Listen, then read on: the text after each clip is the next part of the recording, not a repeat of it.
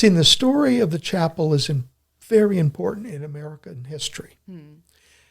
It was constructed in the mid-1660s. The importance of that is nowhere else in the English-speaking world at the time could a freestanding Catholic church be built. It was forbidden by English law.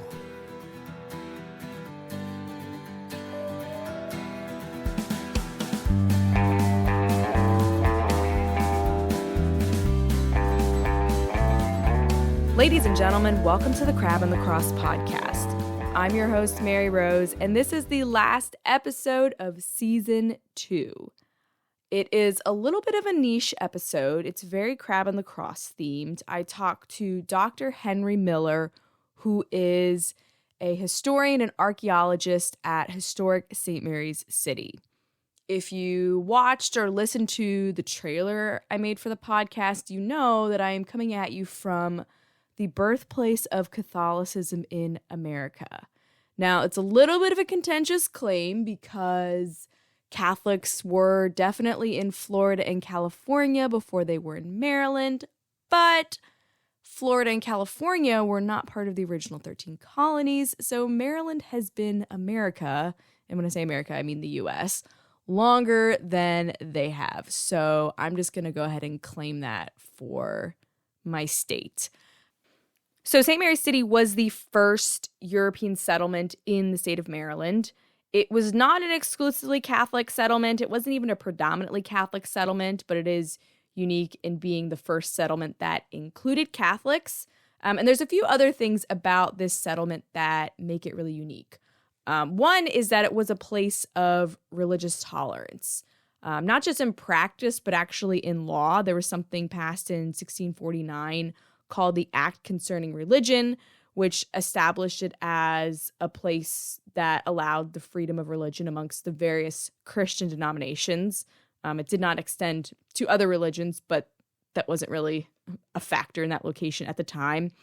It didn't last long. It was actually repealed like 5 years later, but that's a story for another day.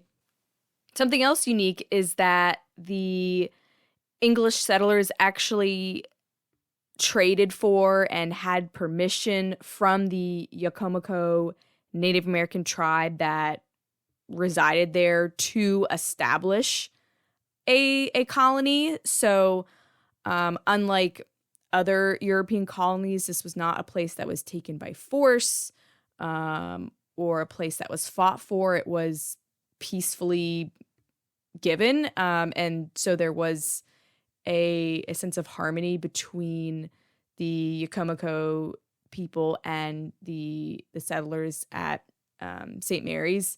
And then there were not initially any slaves on this voyage. All these things came later, but what I love is that in the first few years, this was kind of like an oasis of peace, peace between religious groups, peace between natives and Europeans, not this horrific injustice of slavery. And so, I don't know, I just think there's something special about that. And of course, the whole place is just enshrined by Our Lady. It is St. Mary's City in St. Mary's County in Maryland. And so I just think it is like the perfection of, Marian spaces in America. But obviously I'm a bit biased.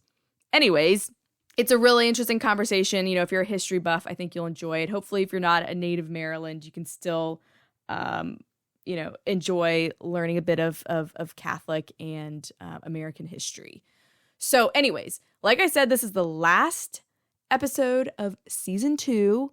I am headed back to the studio on Friday. I'm actually recording 2 interviews back to back that day, but I'm going to take a couple weeks off to batch record new episodes, and then I'll be back with interviews in August. However, in the meantime, I'm going to be releasing some short reflections once a week. I have become really obsessed with the Beatitudes in terms of my spirituality lately, and I want to share some reflections on how to apply the Beatitudes to online engagement. So I plan to release short, maybe 5 to 10 minute reflections once a week for the next 8 weeks until I come back with new episodes for season 3.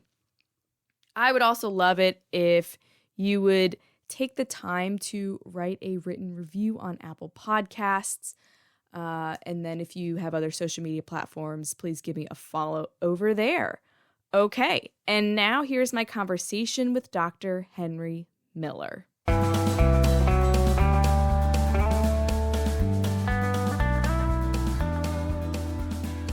Dr. Henry Miller is the Maryland Heritage Scholar at Historic St. Mary's City, Maryland. He obtained his Ph.D. in Anthropology from Michigan State University with a specialization in Historic Sites Archeology. His first contact with St. Mary's City came in 1972 when he was hired as an archaeological excavator. Much of Dr. Miller's career has been devoted to exploring 17th and 18th century sites and the effective conversion of those many discoveries into historic exhibits for the public, including galleries, full reconstructions, and living history sites. These exhibits include Historic St. Mary's City, Jamestown Settlement, Colonial Williamsburg, and others. Dr. Miller's research interests are wide-ranging and include foodways in colonial architecture, artifacts such as ceramics, tobacco pipes, and oyster shells, environmental studies, changing landscapes over time, and the intellectual influences that shaped Maryland and its founders. Dr. Miller, thank you so much for joining me today. Well, thank you, Mary Rose. It's a pleasure to be here. So you are not a Maryland native, right? That is correct. I hail from Arkansas originally. But when I put the shovel in the ground in 1972, I became enamored with Maryland's fascinating history. Good. I'm glad. So you initially went to study archaeology, anthropology and archaeology. What were some of your early interests just growing up that led you to pursue that career? Well, I'd always been interested in history due to my mom, probably. I was the centennial of the American Civil War was when I was a kid. And that struck my interest. And it was really visiting sites, going to Gettysburg and things like that I really enjoyed. So it was an interest that just grew. And then I was thinking of history, but I got waylaid for a year into the drama major in college. But then I found this archaeology thing, and I just fell in love with it because it gave us windows into new things that you couldn't learn from written records. And that's what really persuaded me. You get the people who are forgotten, the people who are just overlooked, or even those that are well documented, aspects of their lives that nobody wrote down. Right. How many of us write down what we had for breakfast, lunch, and dinner on a daily basis? They didn't either. Right. Real quick, can you just pull this a little bit closer, actually? That might be better. Okay, good. So did you get to do a lot of excavations as you were pursuing your degrees, or is that kind of hands-off until you were like, have your bona fides? Oh, no. I took my first field school in 1971. Okay. The first European settlement in Arkansas. Oh, wow. Yeah. How long ago was that? That was again, 52 years ago now. Okay. Well, I mean, how long ago was the first settlement? 1680s. 1680s, okay. 1680s, okay. Yeah. But I also did archaeology in Texas. I did it in Michigan, did it in Virginia, and, of course, Maryland. Right, yeah. So I think a lot of people, when they imagine an archaeologist doing an excavation or working in the field, they are doing a lot of digging, a lot of dusting, and then trying to piece, artifacts together. What does it actually look like when you're kind of down in the dirt, so to speak? It's dirty. It's hard physical labor, but it's also exciting because you never know what the next shovel or trowel will reveal. So I think it's that sense of discovery that makes it so exciting for us to dig, even though you're fatigued, you're sweaty, you're hot, right. But still you can come up with something that nobody's touched for 300 or 3,000 years. Wow. And each of those objects has a story. And if we can put all of them together, we can understand and learn that story in a way that's never before been possible. Yeah. I'm always fascinated, like when I watch, documentaries or things like that, featuring archaeology and how just the eye that people have where they can be digging and they'll pull up something and they know like, oh, this is a pot shard versus like, this is just some kind of, polished rock. Like, how are you, able to train your senses? Like, or does a lot of that understanding come afterwards? Like when you take things back to a lab and you're like looking at them under a microscope, like, Sure. Yeah. Well, yeah, I mean, something's dirty, you can sometimes think, but the more you do it, the more you learn. Mm-hmm. And part of the training is to identify artifacts. Yeah. Like in the field school, which I've taught for decades here at St. Mary's College, Mm-hmm. we have a number of lectures, intensive lectures about recognizing what the artifacts are Okay. and when they date to. So it's part of the learning. Okay. Yeah. So then how did you end up in Maryland after you got your Ph.D.? I was going to receive my BA degree in May of 1972, and I answered an advertisement on the bulletin board in the Anthro department at the University of Arkansas for diggers needed at a place called St. Mary's City. Oh, wow. And I applied, and what was interesting is I knew the name. Oh. Because when I was in the third grade, our teacher taught us about somebody called Andrew White, and he had built the first Catholic church in the original colonies. And I remembered that. Wow. And I go, wow, that'd be an interesting place to work. So Yeah. I kind of started it by chance, a bulletin board advertisement. Yeah. Did you go to Catholic school or was this just, okay. I went through 12 years. So Okay. Oh, wow. Okay, great. So what was your, you were a digger. Like, I mean, some of my listeners will be familiar with the way historic St. Mary's looks now with a lot of the reconstruction, but was much of that built in up in the 70s, or is that? When I arrived, the only building the museum owned was the brick State House. Okay. Everything else has been constructed since then. Wow. Much of it shaped by the archaeological discoveries that we've made. Wow. That's awesome. We're going to get to that in a little bit, but I want to talk first about some of the history of St. Mary's City and kind of how it came to be. So where did the first European settlers come from? The vast majority were from England, and there was some from Ireland, maybe a few from Wales. Mm-hmm. But the first ship, the Ark and Dove, the two vessels that was on the voyage, was almost exclusively from that area, but there were a few other people that they took on, perhaps in Barbados. One of them was Matthias de Sousa, who was part African, part European ancestry. He became sort of a very important figure, in fact, because he was the first person with African ancestry to vote in an American legislature. Wow. But he was on the original voyage. But again, the vast majority were that original. Only later in time, 15 years later, did we start getting lots of other, we had Swedes, we had Dutch, we had French, we had Germans, we had all kinds of other people coming to Maryland. Yeah. And this man who was part Barbados, was he living in England at the time? No, or it isn't for sure. The best speculation by our historian was that he was sort of signed on in Barbados as an opportunity. Okay, wow.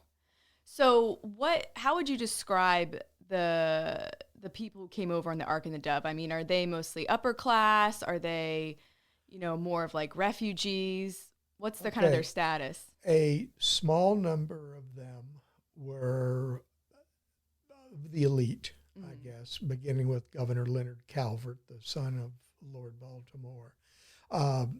Thomas Cornwallis, Jerome Hawley, they were kind of the leaders.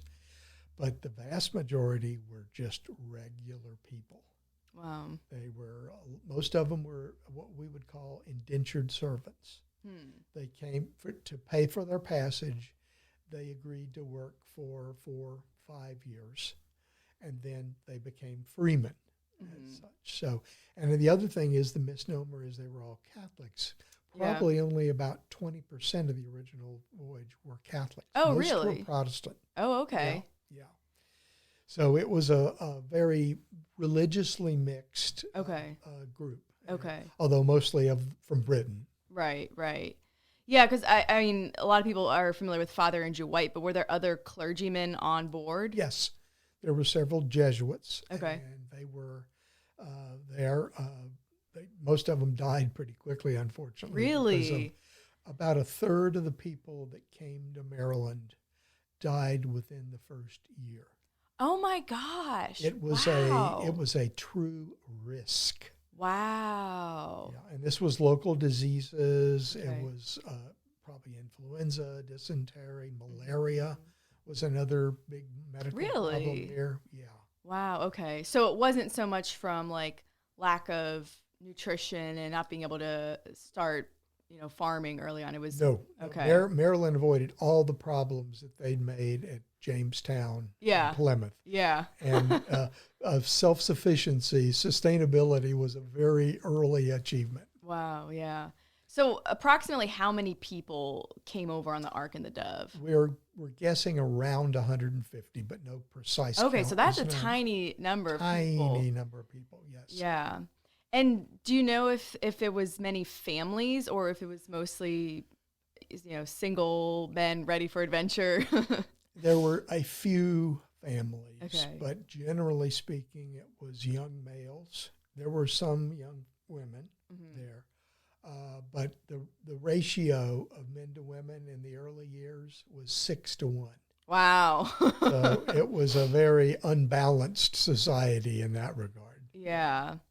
And what was their relationship to, the British monarchy? Like, were they sent as envoys? Were they kind of rogue and just, got together and said, hey, let's sail this way? Like, did they have any connection or any obligation, to people back in Britain? Absolutely. They considered themselves loyal Englishmen. Okay. Women. Yeah. Okay. The only reason that Maryland happened is because Lord Baltimore had served King James very well. And although he converted to Catholicism, or returned to Catholicism more accurately, that meant he couldn't serve in government offices anymore.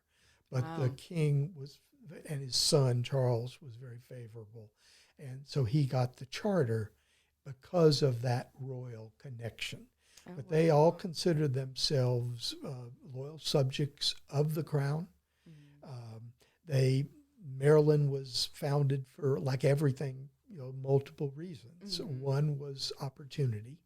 They wanted to advance themselves. They wanted to show that they could be loyal to the king. And they wanted a place where religious freedom would be a policy of government, which was rare in the 17th century. Right. In fact, that's one of the hallmarks of early Maryland, is it was one of the first places where the idea of liberty of conscience became the policy of government. And that was just almost unheard of at the time. The prevailing idea was, if you have different divisions by faith, you will only have a society that is torn apart, because unity under the crown was critical.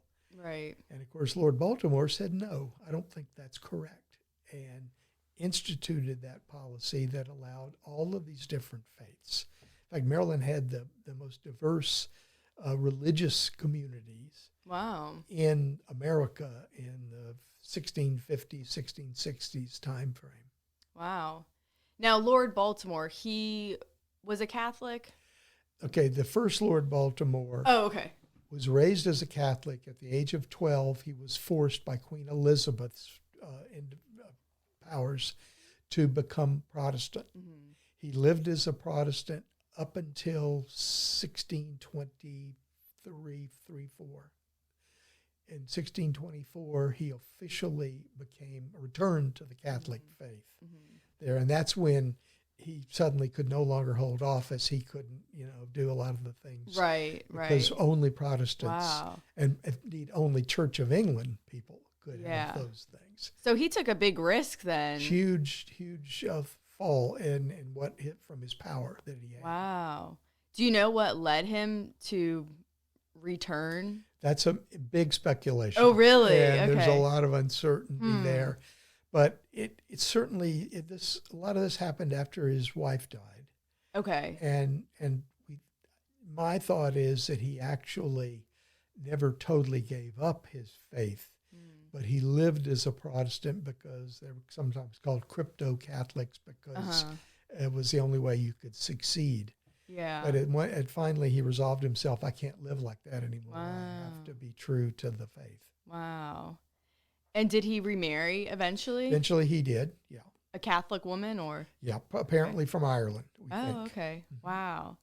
So what year did the Ark and the Dove come to Maryland? Okay, they departed England in November of 1633, and they arrived in Maryland in March of 1634. Okay. So about 5 or 6 months on took voyage. Quite a while. They had a stay in Barbados where they were amazed by the tropical fruits and all the cool stuff. But they arrived early enough to get crops in.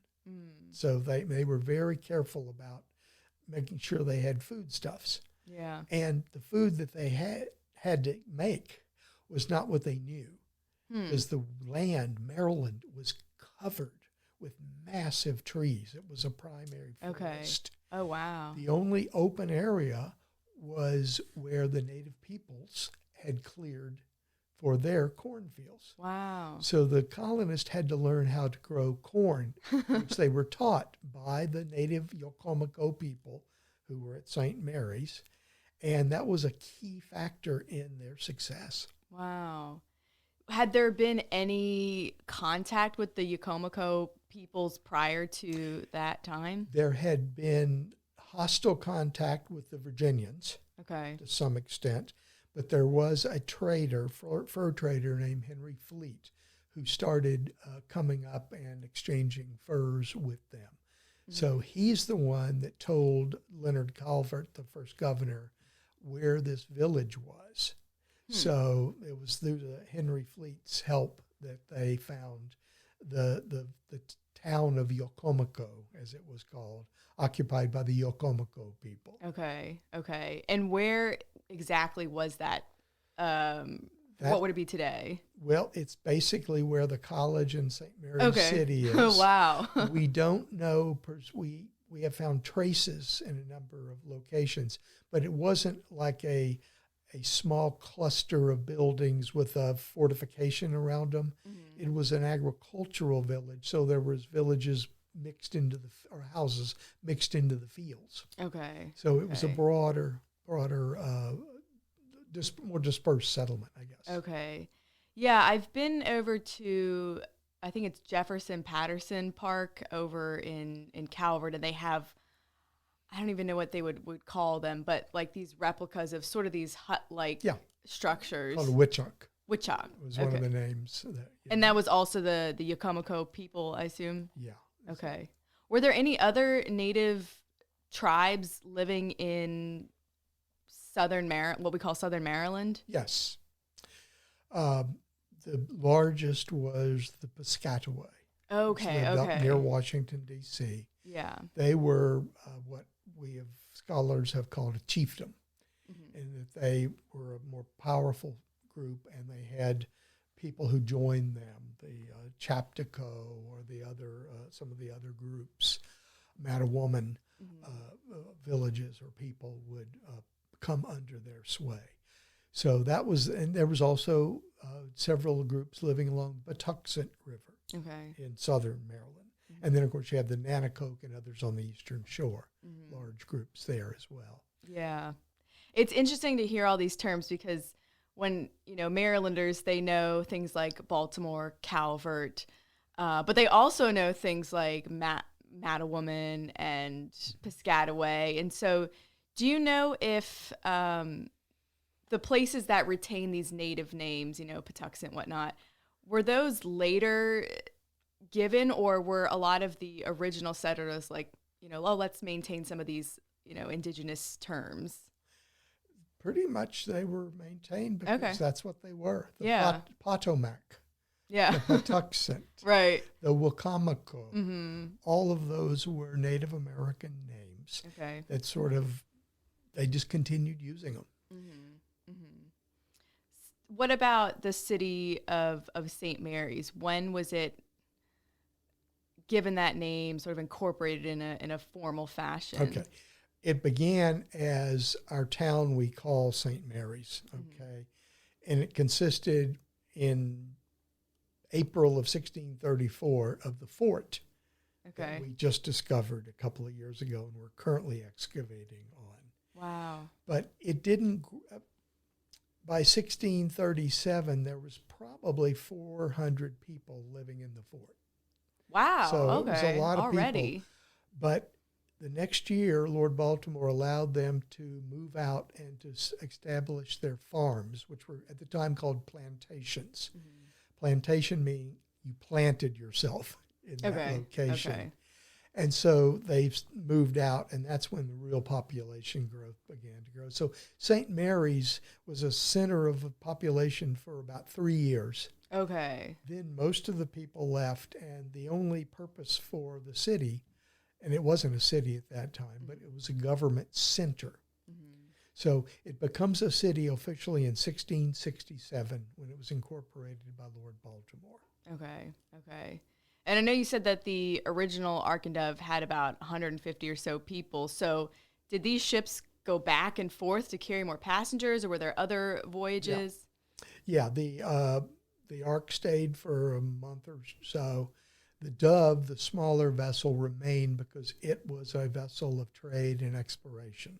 Okay. So, but the Ark went back and it returned the following year with another load of 150 or some people. Wow. So there was multiple voyages. Okay. Over the next couple of years. Okay. So did the English settlers or European settlers have generally good relations with the native peoples? Lord Baltimore, this was Cecil Calvert. He was the son of the first Lord Baltimore. Okay. So he had learned and studied what happened and knew that it was very important to try to establish peaceful rapport. So the very first thing they did when they reached the waters of what would become Maryland, they went to the leader of Piscataway, called the Tayac, and requested permission to settle. Wow. Okay, and they got a response. If you want to, fine. But you don't have to either. It was kind of he was very cautious because they'd been attacked by the Virginians. So they were quite reasonably cautious. Understandable. But then Henry Fleet said, "I know of a place down there called the village of Yaocomico." So Leonard Calvert went down. They negotiated with the leader, the werewants of the Yaocomico village, and they came to an agreement. The Yaocomico were being threatened constantly by the Susquehanna people from Pennsylvania, attacked, kidnappings, all kinds of stuff. Yeah. They were fixing to consolidate their village into one larger village for protection. So they were planning on leaving the hamlet of Yaocomico. So they made an exchange. Oh, wow. Said, we're going to give you cloth and metal tools and all that stuff if you will let us have the village and the surrounding, basically from St. Mary's to Point Lookout sort of a thing. And they moved out, but they had one provision. We've already planted our corn crop. We want to harvest it. So we had this really fascinating cultural situation where you had the native peoples and the newly arrived settlers living almost side by side.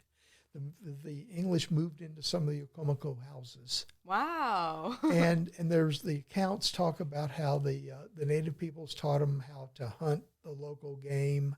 The English servants had not a clue of what do you do with this stuff called corn. they'd never faced it before. Right. So they're talking about the native women would teach them how to prepare it, and no doubt they exchanged recipes and stuff. So it was for the first 6, 8 years, 10 years, it was a very much more peaceful relationship. Yeah. And they became known as the Friend Indians, Piscataway, the Patuxent people, who they had established a peaceful rapport with, basically, there. But there was incidents. Not all the colonists were particularly sensitive. There was 2 Yaocomico who were killed in the early 40s. So the Yaocomico moved across the Potomac to sort of isolate themselves more. Wow. But it was a very unusual contact situation, if you will, that stands in contrast to something like Jamestown. Sure, yeah.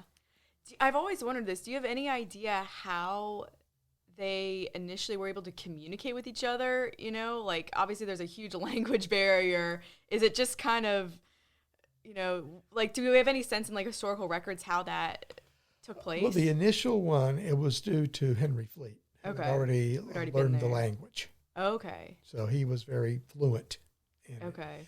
But they very quickly tried to acquire some language. Father Andrew White, in fact, went to live with the Piscataway. He is the first one who tried to write the Piscataway language. Wow. Oh, wow. And he translated it into the Our Father, for example. And that survives at Georgetown University. Oh, my goodness. Effort. So he was a linguist as well as a missionary and a noted scholar in England. Yeah. On the continent, not in England. Okay. Yeah, I mean, even today, like Jesuits have a reputation for being extremely educated. And so some people, you know, they imagine like sort of a clergy person. They're just kind of a, you know, sort of wild, you know, we're here to evangelize. But I mean, a lot of them had very rigorous education, had to learn multiple languages, you know. I mean, obviously he would be saying the Mass in Latin, so he had to know Latin, he had to know, you know, probably French or German. So absolutely. Yeah. And he was a very good scholar. He had taught about Aristotle and all that. In fact, he was at some of the main colleges on the continent of Europe. Oh, okay. So he was a real rock star, as we might say today, intellectually. Right. Was he? Do you know if he was just, you know, appointed by his superiors to go as like the chaplain, or? He had been working with Lord Baltimore. Okay. And he really wanted to go. The only English Jesuit effort at spreading the gospel was the Maryland mission.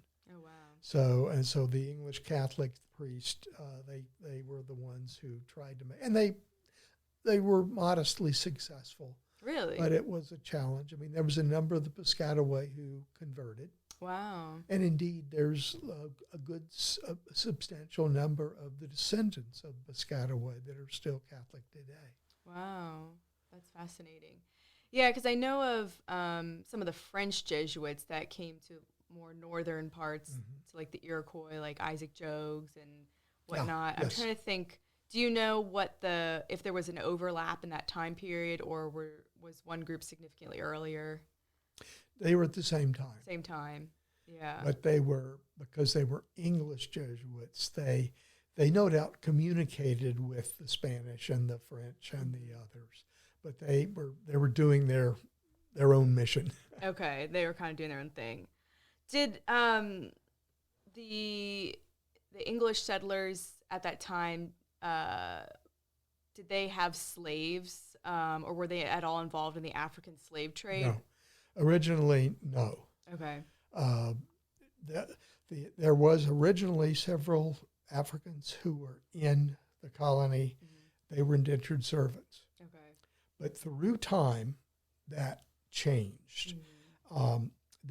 The most wealthy, because slaves were an extremely expensive cost, if you will. Yeah.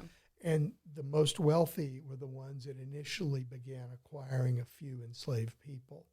But it was really late in the century, in the 1680s, 1690s, when there was enough wealth accumulation and people began moving from indentured servants the problem with indentured servitude, after 4 years, you got to get another. Right. Yeah. And so they were moving to it. But slavery really didn't become fixed in Maryland until the very end of the 17th century. Part of the reason for that is the Royal Africa Company was disbanded in 1698, and they had sort of had the monopoly. And when they did that, all kinds of people went to the African enslavers to acquire people. Wow. And so the supply, if you will, increased dramatically. Our historian made a very good point years ago, Dr. Carr, that the 17th century Maryland was a society with some enslaved people. 18th century Maryland was a slave society. Wow. It was a very different dynamic, and the population went from less than 1% in the 1670s to 40% by 1730, 1740. Wow. So a massive change Yeah. going on there. Yeah. So it's a complicated story. There's many factors involved with it, but it was like all the other English colonies at the time. It was not rejected, unfortunately. Right. Yeah, because I know one of the older churches in St. Mary's County is the St. Inigo's, and it has the like upper church, which was apparently like where the slaves were supposed to sit. Right. You know, and that church is, I mean, do you happen to know the dating on that church? Construction began in 1785. Okay, so that's much later. So it's one of the oldest standing churches. The other's at Newtown. Okay, with the St. Francis Xavier. Right. And that's probably was 1730s, 40s. Okay. Although there was an earlier church there as well. Okay. But these are still, I mean, they're over like a century plus later than the original settlement. Absolutely, Right. And in a very different world. Yeah. That's good to know. I wasn't sure what the culture was like, you know, relative to the early settlers versus they've been there for, you know, generations and generations. Wow. So you have done a lot of work with the brick chapel, what's known as the brick chapel, excavating it and whatnot. So when you first came here in the 70s, was there much awareness of that site? The area had always been known as the Chapel Field. When we acquired the land in 1980, it was on the deed the Chapel Field. So we knew it was there. 1938, an architectural historian named Henry Chanley Foreman discovered the brick church. Wow. There. But he reburied it, and the location was, again, really? It's sort of in this area, but he just did testing, not a major excavation. So in 1988, we began the process, although my predecessor, Gary Stone, in 83, said, let's find this for the 350th anniversary of Maryland. Yeah. Local Catholics raised money for us to do an archaeological survey. Oh, wow. And we discovered the chapel. We were able to uncover part of it and put a brick veneer at one end of it, so it was permanently marked above ground. So that's when we found it. 1988, we began this intensive excavation to explore it. And in 1990, I got a National Endowment for the Humanities grant to further that work. So that was major league excavation and then analysis. Yeah. And then what did it look like? We had, normally you'd go to the architectural plans. Well, there aren't any. Okay? You go to the paintings. There aren't any. Yeah. What do we know about it? There is a couple of references. The only description is from an anti-Catholic royal governor named Francis Nicholson, who in 1697 said the Jesuits have some churches, quote, including a good brick chapel at St. Mary's, unquote. Wow. Darn, we wish he'd been a verbose kind of a guy. Right. You know? But we know that people were buried inside under a stone floor. We have another case of the windows being broken out by somebody who was anti-Catholic.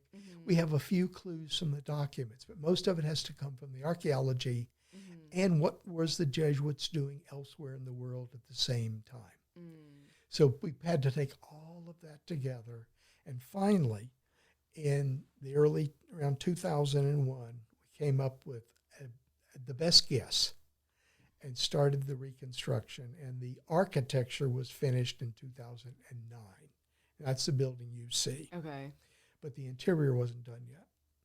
So I'm really excited to say that we finally have money, and we are in the process of rebuilding the tabernacle. Wow. Which the original survives in Baltimore, actually. Oh, really? Which is really cool. And the altar rail, all that. So hopefully the year 2023 will see the completion of a project that started way back in the last century. Oh, my goodness. Oh, wow. So when you got to the site to excavate it, what does that look like? It was a pasture. Okay, so it's just a grassy field. Grassy field, and we uncovered it. See, the story of the chapel is very important in American history. It was constructed in the mid-1660s. The importance of that is nowhere else in the English-speaking world at the time could a freestanding Catholic church be built. It was forbidden by English law. Wow. So it was only because of Maryland's policy of religious freedom that it could be built.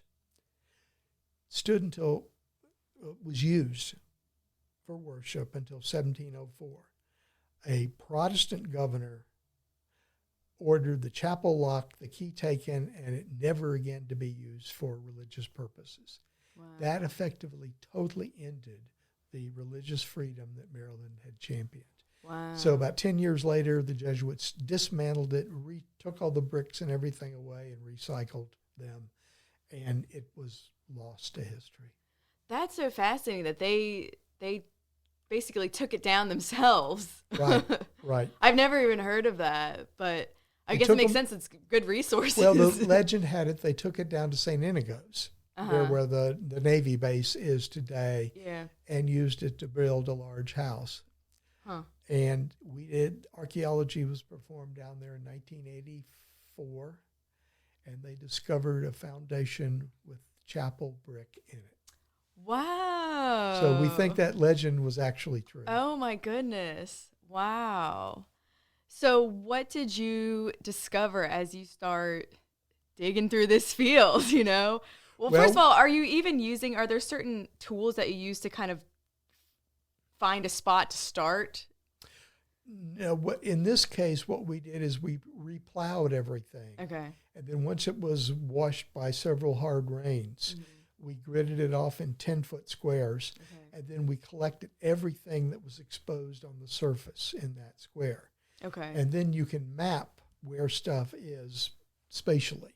Okay. And what that showed us is this massive concentration of brick, sort of X marks the spot where it was. Yeah. But we started digging, and what was totally surprising is the walls of that building are 3 foot thick. Wow. And they went below ground 5 feet. Oh, wow. An extraordinarily massive foundation. Yeah. I'll give you an example. There's a Anglican church at Jamestown. Its foundation goes down 18 inches.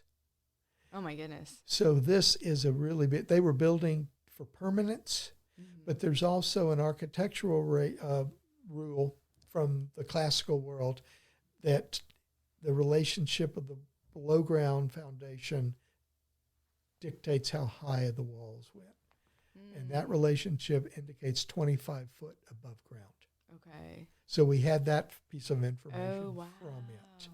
But we found that there was fragments of tile, flat roof tile that were locally made here. Fancy window bricks, specially made bricks that allowed the mason to create windows with multiple parts and everything, curved shapes. Yeah. They've been found, I think, 2 other times in North America from this period. Wow. So they were really well done. We found pieces of the brick floor that, in fact, was not from Maryland, and the Geological Survey said it almost certainly was imported from Europe. Oh, my goodness. So 14 tons of rock for the floor of this building shows some planning, and considerable money must have been available. Right. But where that money came from, we don't know. It's one of the mysteries I'd love to solve. Yeah, because you said most of the people that originally came were not super wealthy. No. No. So it is a real mystery how they built this thing. Did Father Andrew White have a hand in this? No. Okay. Father Andrew White built the first chapel in 1635 outside the fort. Mm-hmm. That building was wooden. Okay. It was burned down in 1645 when English troops attacked St. Mary's. Wow. This was in the middle of what is called the English Civil War. Mm-hmm. And they attacked St. Mary's because it was Papist. Catholics were here, as well as sort of leaning toward the king. Okay. Supporting him. So one of the things they did is captured Father Andrew White. They also burned down that chapel. Wow. So, and then Andrew White was taken back along with several leaders of the colony in chains back to England for trial. They all got off, but but that kind of ended the story for the next 15 years, or 20 years, until things settled down, and then they could return and built the first major brick building in all of Maryland. Wow! So it was a very impressive piece of architecture for the infant colony at that time. Oh, yeah. It was still very young. Oh, I mean, and even you compare it to some of the other churches we mentioned that are a century later. I mean, it's magnificent. You know, these. I mean, I can't even imagine these thick brick walls. You know. Yeah, they were doing it upright. Do you know if it was just a church that was dedicated to Mary, or was there any other saints that it was named after? Well, all Catholic churches always are dedicated to something. Right. Okay. Legend sort of had it that it was St. Ignatius, which was the Jesuits' founder. Mm-hmm. But we found one reference to a call in 1686 for there to be a mass in celebration of an English event at St. Mary's Chapel, which sort of suggested that. But the other clue is the Holy Line. When you built a church, assuming you were not in a city that's congested and you don't have it, you put a stake in the ground where the door is. Mm-hmm. You wait for the sunrise on the feast day of the saint to whom it's dedicated, and then you put a stake in the ground at the altar end. And that becomes the Holy Line about which all the rest of the church is laid out. So where does the chapel Holy Line point? It points to where the sun rises on the 2nd of February. Feast of Presentation? Feast of the Presentation of Jesus, Feast of the Purification of Mary. Yeah. And it's where the sorrows of Mary were disclosed by the man in the temple, Simeon. So we think, based on all of that, it was dedicated to Mary. Okay. Now, I know being in a place called St. Mary's City in a colony of Maryland, that's a big leap. Right. Right, but that's so cool to... so, I mean, when you all were trying to figure that out, did you planted a stake somewhere and waited to see? We actually did a calculation based on the orientation. Because this was Dr. Tim Reardon who did a lot of the excavations there. He was able to work this out. Wow. That's so neat. I didn't know that about churches. Wow.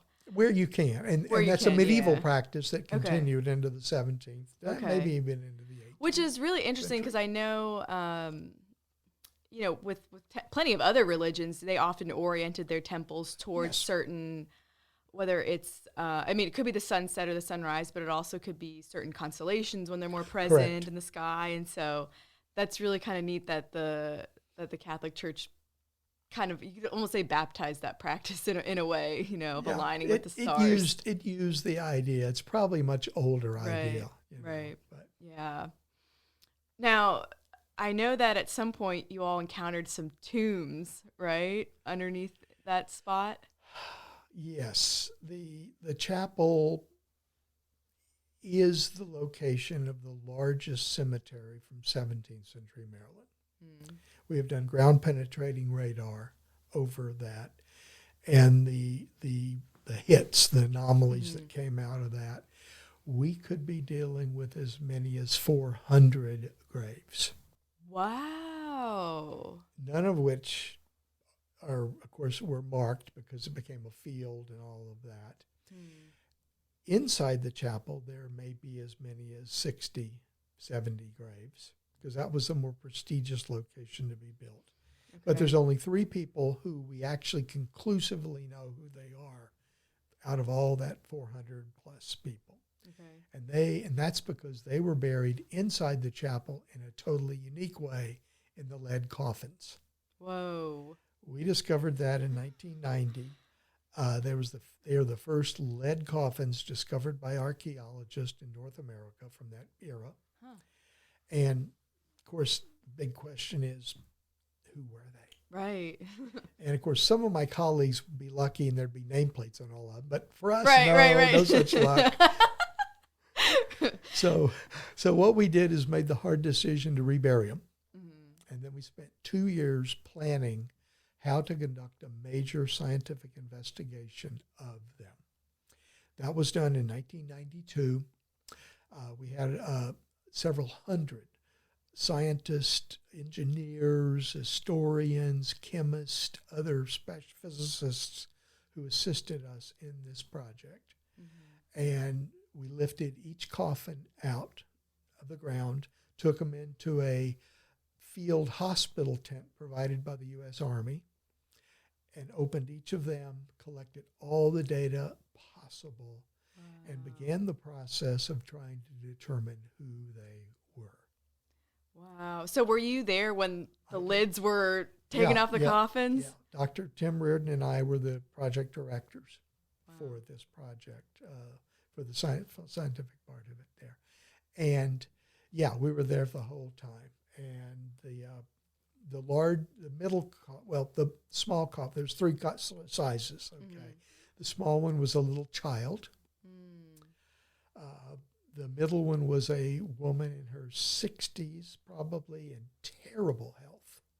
She had all kinds of medical problems. How could you tell? Well, from the bones. Okay. We worked directly with our colleagues at the Smithsonian Institution to do intensive forensic analysis.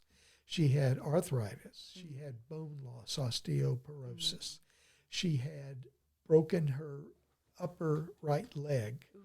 And when she broke it, she fell, and the sharp point of the top slid down through the muscle of the lower part of the leg for over 3 inches. Oh, goodness. And all they did is put a splint on it. They didn't try to reset it like we would do today. Yeah.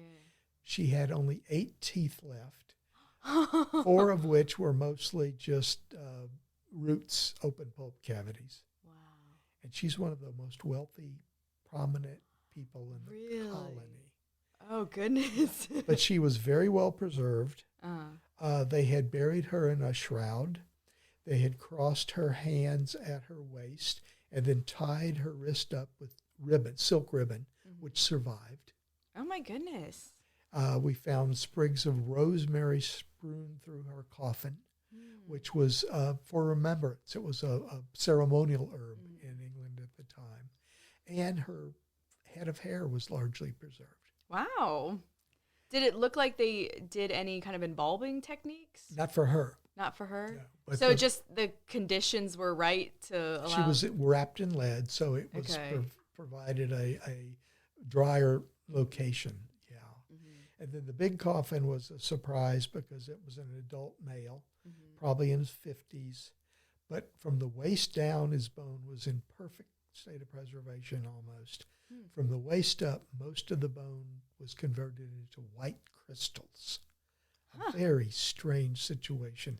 And yet his full head of shoulder-length hair survived. Wow. So I think they might have tried to embalm him. Okay. And such. So he, based on chemical analysis of the bone, the isotopes, the ages, all of that, We believe he was Philip Calvert, the brother of Lord Baltimore, Okay. a major figure in early Maryland history. The woman was his first wife, a woman named Anne Woolsey Calvert. Mm-hmm. The baby was kind of unknown, but it was buried right next to them. Yeah. So you would think there'd be some relationship. Right. And in 1994, we got them to try some DNA analysis, but it was, with archaeological material, it's very challenging. So we didn't get anything. But 2016, a Harvard geneticist, David Reich, developed new methodology that could get male DNA out of archaeological remains in a more effective manner.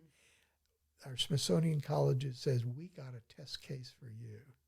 So we submitted the bone samples and finally got a resolution. That it was a 6-month-old child, but it wasn't female, it was male. And it was the son of Philip Calvert by his second wife. Oh, wow. So we finally when science advanced, we were finally able to resolve that unknown about them. So those are the only 3 people we currently know who they were out of all those hundreds of people. So, I mean, I would imagine then the wife would probably have been buried first. And then, you would think, but they were buried. Well, it gets complicated. Yeah. The wife and Philip were covered with soil at the same time. So they were put in the pit at the same time, even though she died a year and a half before him. Okay. So where was she for a year and Yeah. a half? We don't have an answer. And the baby was later. The baby was later. It cut through the fill that covered them. So his second wife was a woman named Jane Sewell, and apparently they had the child. Philip, we think, based on the pollen. The pollen was critical in determining what time of the year they died. Yeah. Okay. Wow. The baby's coffin was full of fresh oak and pine pollen, indicating springtime. So given the age, it was Philip's son, was born in November. Philip went through Christmas knowing he had a new child, a new heir at long last. Yeah. Then he drops dead on the 14th day of January. Wow. But thinking his heir It will live would on, survive. yeah. But around April, the child died as well. Oh, my God. So it's a very sad story, but we at least can return that to human memory now. Sure. Do they have a sense, could they figure out how the child died?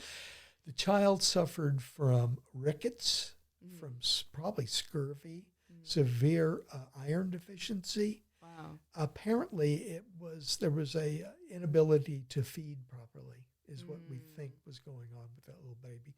But the other option is too, young children were swaddled in that time period. They were pretty much covered, kept close to a fireplace in the winter because born in November. Right. We don't think the child was exposed to sunlight much at all. Yeah. If it had been born in April, it probably would have been outside, would have been had a very different thing. But we think in part the swaddling practice also contributed to its vitamin deficiency for vitamin D. Yeah, no vitamin D from the sun. Oh my gosh, huh? So it's lots of stories here from lots of different angles. Did he have? Do we know if he had any older children that survived? He had no children at all, and it doesn't look like Anne could have children, from what we could tell. So this was his only child. Okay. Now, where are these coffins now? The coffins are where they were discovered, inside the chapel, under a glass floor. So you can see them when you come to the chapel site. Wow. So you said right now they're working on restoring the tabernacle and the altar, the altar rail, all the parts of which you would need for the liturgy at that time period. Have there been any masses celebrated in that chapel since? I think there's been a couple that have been done there, but I would think once we get the actual altar finished and everything, it will be a much more formal place. Okay. Space.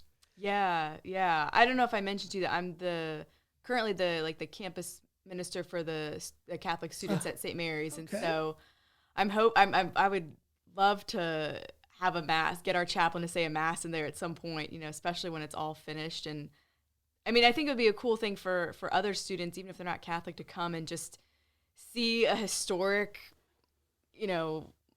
liturgy set in a historic church, and there's just something powerful about that. I agree. Wow. Totally agree. Wow. On the very spot. Yeah. We'll have to wait though until the Feast of the Presentation, because there you go. Oh my gosh. Well, I want to talk just a little bit about we kind of hinted at it, but the religious history. There was times of religious tolerance, and then there were times of religious persecution. So you said initially the people who came over on the Ark and the Dove were a mixed bag, Catholics and Protestants, and it sounds like they got along fairly well. Yeah, they did fairly well, and then through time, you had 1650 or 49, Lord Baltimore invited Puritans who were being persecuted in Virginia. Oh, wow. They founded... Who were they being persecuted by? By the Church of England. Okay. Sources. Okay. So they settled Annapolis. Okay. Then you had Anabaptists, you had Presbyterians, you had Quakers coming in. This was the largest Quaker population before Pennsylvania was established. Oh, I didn't know that. 1680. Yeah, because I don't think there's any Quaker churches remaining in like this, at least in the southern area. No, there's one on the Eastern Shore, the oldest standing building in Maryland. In fact, it's Third Haven Meeting House over in Easton, built around 1685. So it's the same building still. I mean, it's had repairs sure, but it is the original. Wow. So yeah, there was a lot of different faiths here, and that was because of the policy that Lord Baltimore established beginning in 1634. Now we talk about the act concerning religion, sometimes called the Toleration Act. Yeah. Lord Cecil Calvert never used the word toleration. Okay. At the time, toleration meant you can't convert them, you can't kill them, all you can do is tolerate them, sort of a thing. I mean, very different sense of that. Yeah. What he always used was the words liberty of conscience and the free exercise of religion. So that was his sort of mantra concerning religious practice in the colony. In fact, there's a Presbyterian minister in 1669 who wrote a letter to a friend, so it wasn't like a political statement or anything. Right. And he said, "We have a great deal of freedom, especially in religion in Maryland." Wow. So it was a very different approach to things.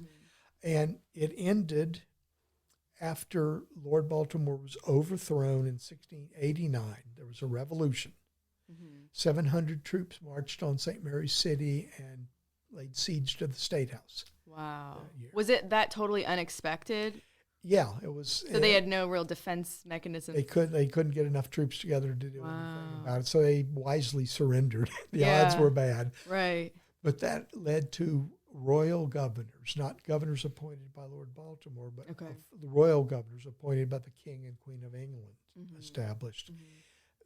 First thing they did is made the Church of England the official church of Maryland, to which all citizens had to pay taxes. Catholics were forbidden to hold office, to serve in the militia, all the things that were going on in there. And eventually all ability for Catholics to practice their faith even, except in the privacy of their homes, was ended. And that's why the chapel was locked up, because it just said, enough of this. We don't want nothing. You'd think they would want to just convert it into an Anglican church, like it's a great structure. Like it was too papist for that. Okay.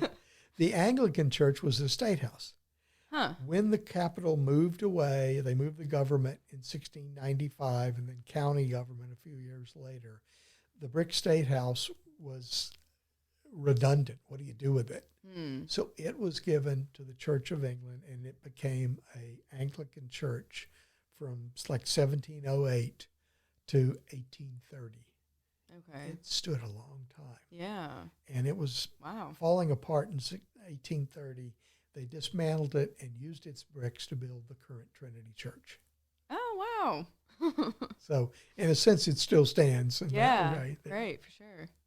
Wow. So, when did things, I guess, how did things end up settling down? Because now we look at Maryland, and it is, especially Southern Maryland, is, probably predominantly Catholic in terms of if you just count up all the churches. There's a lot. It's a large Catholic population. Well, there was great oppression throughout the 18th century. Mm-hmm. That endured until the start of the American Revolution. And then, like, the only Catholic to sign the Declaration of Independence was Charles Carroll of Carrollton. Yeah. His grandfather had worshipped in the church at St. Mary's. Wow. And in his private chapel, when he signed the Declaration of Independence, was the tabernacle that we believe was at the church at St. Mary's. Wow. So it was called the Carroll Family Tabernacle. Wow. But it was only with the passage of the First Amendment that religious freedom that had flourished in early Maryland was finally restored. And from Maryland became the first diocese in the new country, the Baltimore Diocese, with John Carroll, another relative of the Carrolls there, appointed as the first bishop for the new country of the United States. So, and all of that really started at St. Mary's City in 1634. Do you know if Archbishop Carroll was born in Maryland or if he Yes, he's a Marylander. Okay, so he's a full-blooded American. Right, absolutely. Yes. Wow. That's so interesting. Yeah, do you know much else about John Carroll, the signer of the Declaration of Independence, or Charles Carroll? Charles Carroll. How he was he looked at by some of the other signers as kind of like with suspicion, or was he pretty? There was still considerable anti-Catholic feeling there, but he had been a champion of it, writing incognito letters published in the Annapolis Gazette and things like that. And he also was extremely wealthy. So that always helps. He helped support the revolution in significant ways as well. Like he owned the iron foundry where cannon and stuff were being made up near Baltimore, or in Baltimore. So yeah, he was a very personal, and he was the last signer to live. He died in 1832. Oh wow! Okay, that's so interesting. Oh my gosh! Oh, I've learned so much. Yeah. I'm just enjoying this. Wow.